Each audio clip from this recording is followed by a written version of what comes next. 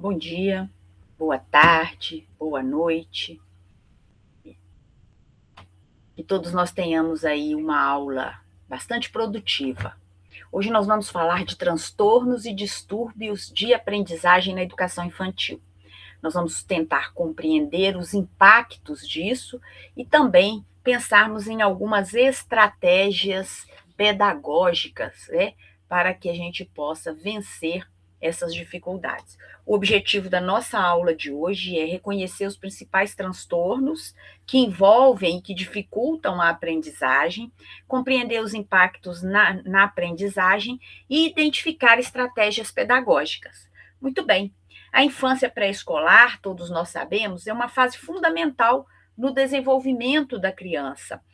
Em algumas crianças, essa fase pode apresentar alguns distúrbios que vão afetar na aprendizagem e na convivência. Que distúrbios são esses? Por exemplo, autismo, nós temos também o TDAH e as dificuldades de linguagem. Então, o nosso ponto hoje vai ser exatamente pensarmos sobre esse tema. E por isso que é essencial que educadores identifiquem precocemente essas condições nas crianças e utilizem estratégias pedagógicas que possam ser inclusivas, garantindo o desenvolvimento acadêmico e emocional com apoio da escola. E para fazermos, né, essa primeira abordagem, é preciso que a gente também contextualize a educação. A educação infantil é uma fase decisiva do desenvolvimento humano. Tudo que acontece na infância acaba por marcar toda uma vida. Então, por isso, é nesse período que a criança vai construir as bases cognitivas, as bases emocionais, as bases sociais e as bases motoras, que vão influenciar na sua trajetória escolar e na sua vida. Então, as experiências vividas nessa etapa, elas têm um impacto direto na formação da identidade, na autonomia da criança e na capacidade de aprender. Por isso mesmo, né, é indispensável que nós, educadores, tenhamos um olhar pedagógico diferenciado, um olhar sensível e particular a cada criança. O educador, ele precisa reconhecer os ritmos, as necessidades, as dificuldades e as potencialidades individuais para adotar estratégias que sejam diversificadas e que principalmente respeitem a individualidade, a singularidade do desenvolvimento infantil. Nesse contexto aí de inclusão, não é apenas um princípio, mas é uma prática essencial. Quando a gente fala de princípio, nós estamos falando daqueles princípios que norteiam, que orientam. Quando a gente fala em contexto, em inclusão, nós não estamos falando apenas em princípio, mas nós estamos falando que essa prática ela é essencial para que a criança possa estar incluída em um ambiente que seja acolhedor, num ambiente que seja acessível. Então, qual é o objetivo da inclusão? É exatamente garantir esse ambiente para as crianças que tenham dificuldades. Para quê? Para que elas possam participar ativamente do processo educativo. É assim que a gente promove o desenvolvimento integral que vai além do aspecto acadêmico, abrangendo também habilidades socioemocionais, criatividade, linguagem e convivência. Então, vejam, meus queridos alunos, meus queridos ouvintes, não passa apenas por uma questão acadêmica, teórica, que possa ser aí alvo para matérias de doutorados ou mestrados ou até mesmo especializações. Isso passa por a necessidade de se desenvolver habilidades na criança, habilidades para que ela possa se tornar criativa, habilidades para que ela possa ter uma linguagem e principalmente uma convivência e tenha também essa convivência social e emocional. Muito bem. E quando a gente fala disso, desses distúrbios de aprendizagem, e aí nós trouxemos alguns, nós vamos lembrar da dislexia, da disgrafia, da descalculia. E vamos falar um pouco sobre cada um deles. Né? Por quê? Porque eles atuam em diferentes habilidades. A dislexia, por exemplo, ela atua na leitura. O que é a leitura, né? É a decodificação precisa e fluente das palavras. A gente precisa, e mais do que isso, né? A compreensão do significado do texto. Uma criança que tenha dislexia, que o educador perceba a dislexia, ela pode sim ter dificuldades maiores. A disgrafia, como o próprio nome diz, né, grafia, diz, vai atuar nas habilidades da escrita, que é exatamente essa habilidade que faz com que a gente transforme ideias de forma legível, organizada, segundo as regras gramaticais.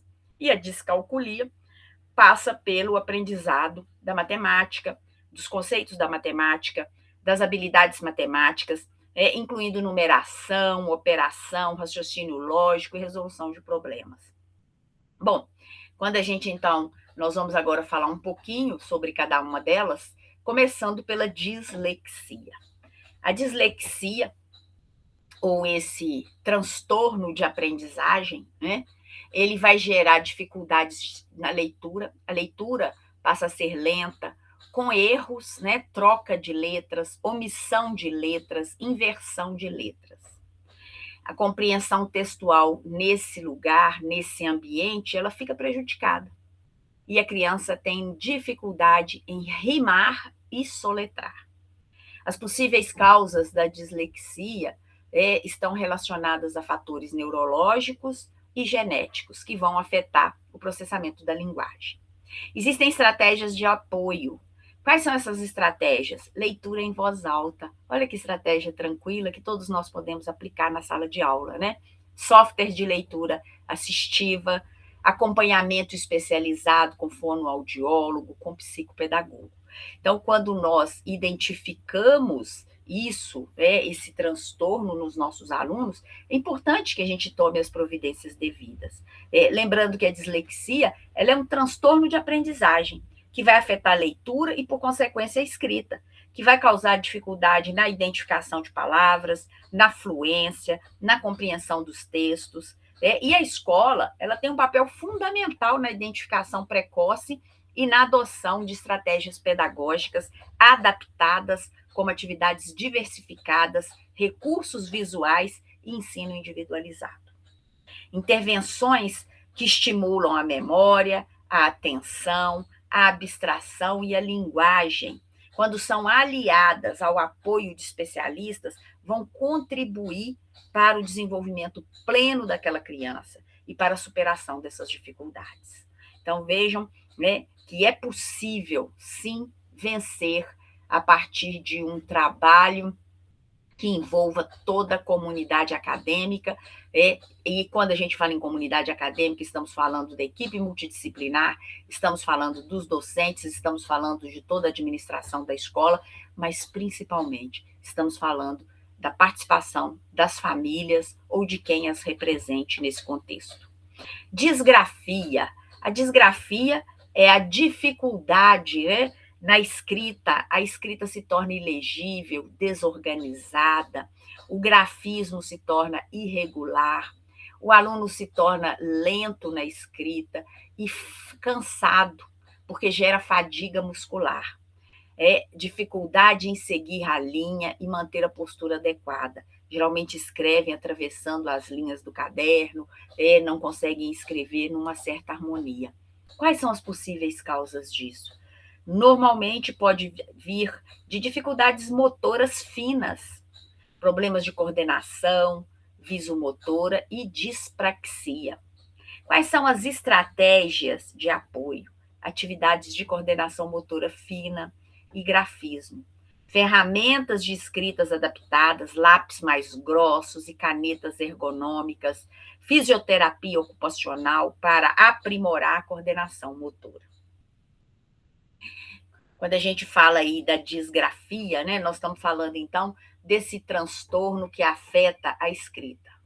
E por isso mesmo vai causar dificuldades na formação das letras, da ortografia, da organização das ideias.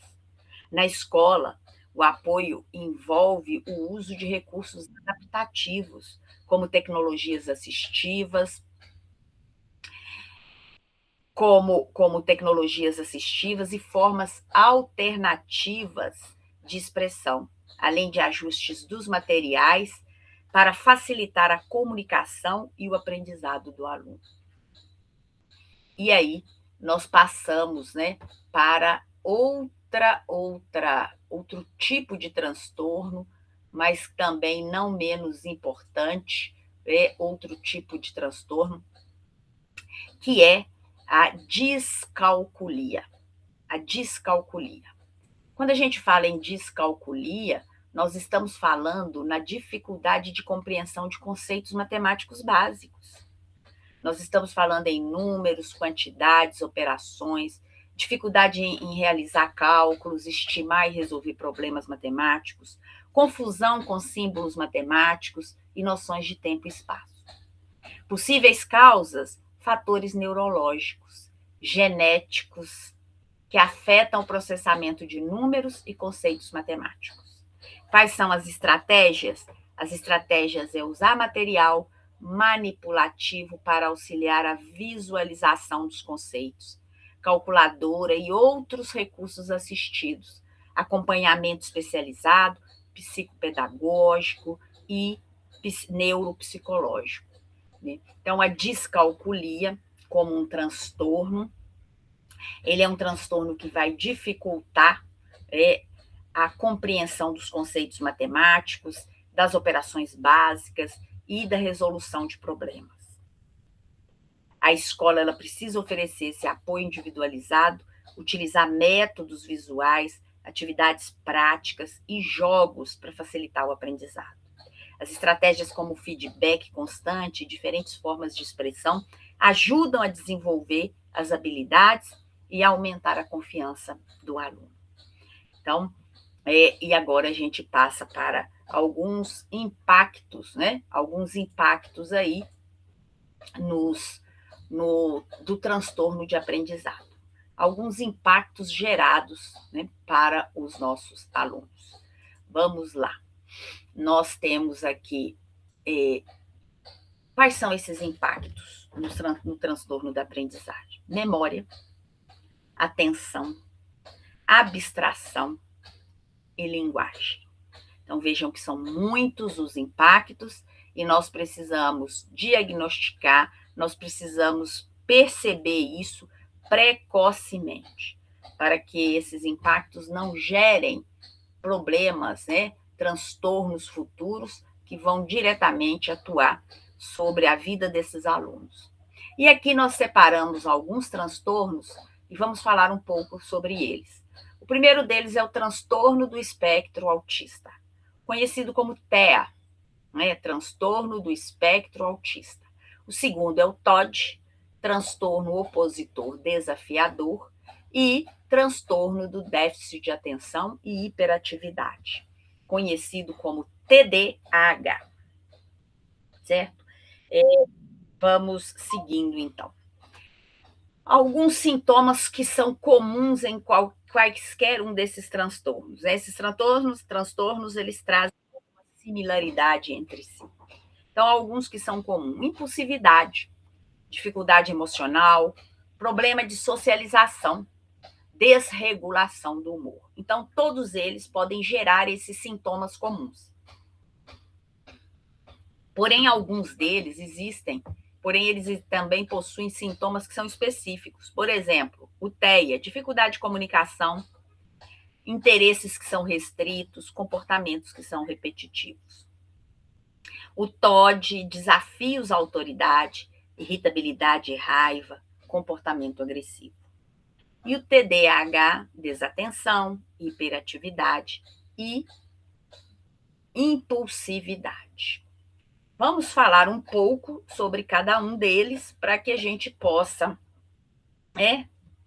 entender um pouquinho o que cada um é. Transtorno do espectro autista ou TEA. O transtorno do espectro autista, conhecido como TEA, é uma condição neurobiológica que afeta a comunicação, a interação social e o comportamento, e que se manifesta de forma diferente em cada indivíduo. Então, a gente tem vários níveis, né, dependendo da criança, dependendo do indivíduo. Vai se caracterizar principalmente pelas dificuldades sociais de socialização, pelos padrões repetitivos e por interesses restritos. São interesses que apenas aquela criança possui, com sintomas que estão presentes desde a infância. A legislação brasileira, ela garante os direitos de inclusão à pessoa com transtorno do espectro autista, reforçando aí a importância do acesso à educação e ao atendimento adequado. O diagnóstico precoce do transtorno do espectro autista, do TEA, e as intervenções personalizadas com apoio multidisciplinar são fundamentais para o desenvolvimento da criança. No contexto educacional, no contexto da escola, é essencial criar ambientes inclusivos, com adaptações pedagógicas, com o uso de recursos visuais, com rotinas estruturadas e estratégias que favoreçam habilidades sociais, sempre em parceria com a família e profissionais de saúde. Bom, agora a gente vai falar um pouquinho sobre o transtorno opositor desafiador ou opositivo desafiador. A gente já viu que ele gera alguns comportamentos, né, como desobediência, irritabilidade, comportamento vingativo. Mas o que é o transtorno opositivo desafiador, conhecido como TOD? É um distúrbio comportamental infantil, marcado por uma desobediência, aliás, marcado por desobediência, não é uma só.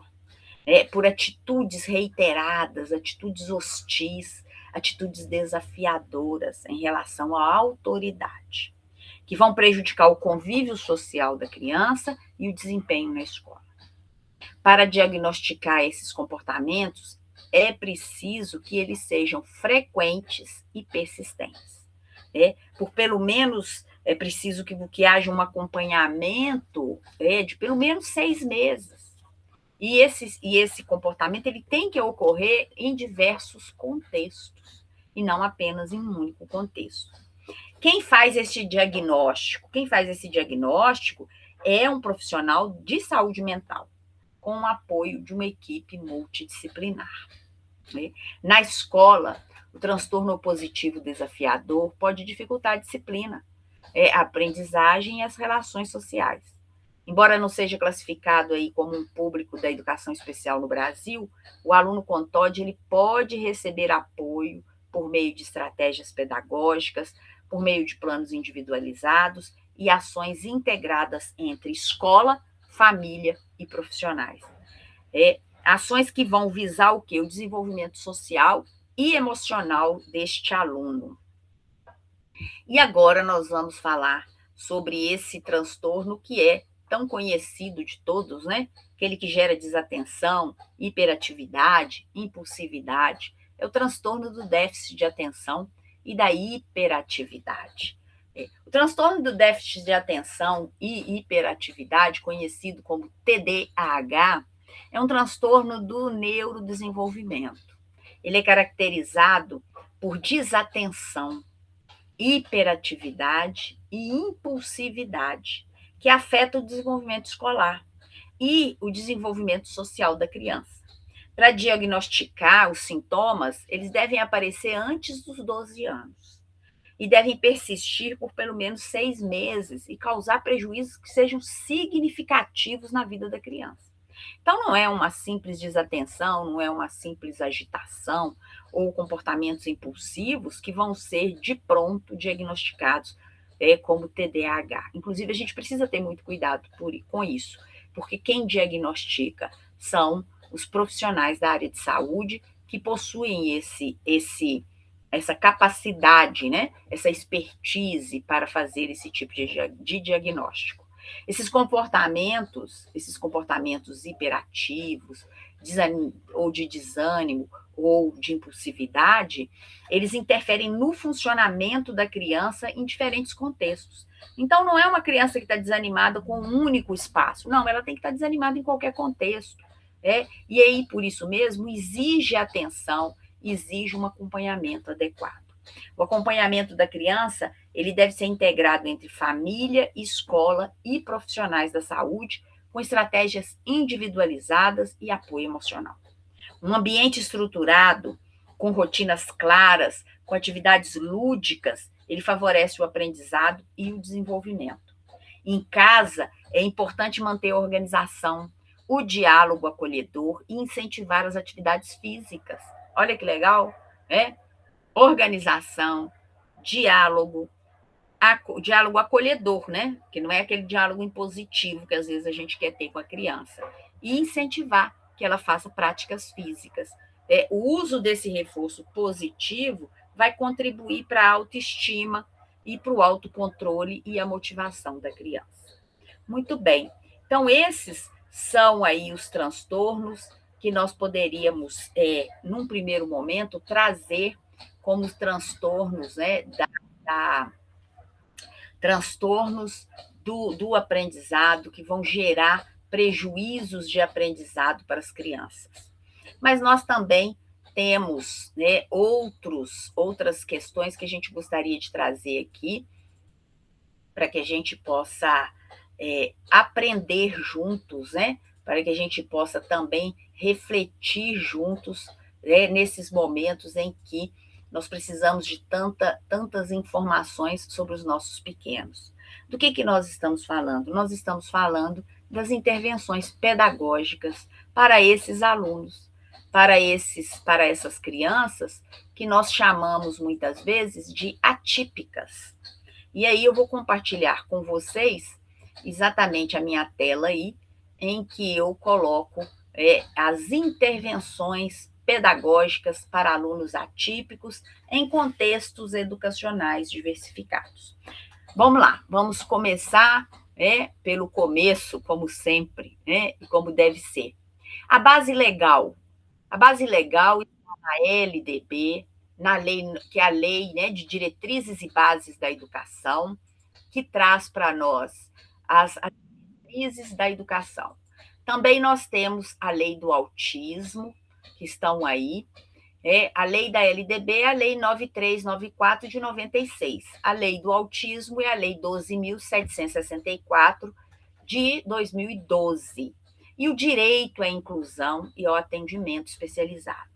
Então, a educação infantil inclusiva, ela está respaldada por essas bases legais, né? E quem que é o público atendido? Quem é o público? São aqueles que possuem deficiências físicas, sensoriais, intelectuais. TEA, TDAH, dislexia, disgrafia, descalculia. E também nós temos ali as deficiências físicas, sensoriais e intelectuais, né? Então, os públicos que nós vamos atender. Qual é o planejamento diferenciado que a escola e que toda a comunidade aí do aprendizado precisa ter, né? O planejamento é trazer aulas que sejam adaptadas, materiais que sejam acessíveis, e, principalmente, materiais que promovam uma equidade, um equilíbrio no aprendizado. Essas estratégias aí, elas são muitas, né? Atividades multissensoriais, recursos visuais e táteis, jogos e práticas interativas, fontes acessíveis. Então, todos esses recursos, audiovisual, leitura assistida, tudo isso ajuda como estratégia de ensino para que esse aluno, para que essa criança possa se sentir incluída. Para isso, a gente precisa de ter uma equipe docente formada. A gente precisa ter uma equipe multidisciplinar, em que envolva psicólogos, docentes, fonoaudiólogos, psicopedagogos, terapeutas ocupacionais. Esse trabalho multidisciplinar, ele é importantíssimo, porque são intervenções que vão vir personalizadas, que vão trazer ali a necessidade, se houver necessidade de ajustes pedagógicos, para que essas famílias possam trabalhar em parceria com o ambiente acadêmico. Então, nós temos aí várias possibilidades para esses alunos. Muito bem, pessoal, nós vamos ficar por aqui hoje, depois nós traremos mais aulas tratando deste tema. Eu espero que tenha feito sentido para vocês, eu agradeço a todos vocês por esse momento e peço que aguardem novas aulas, novas orientações sobre temas que dizem respeito aí à educação, ao aprendizado, às práticas, melhores práticas pedagógicas. Um grande abraço a todos.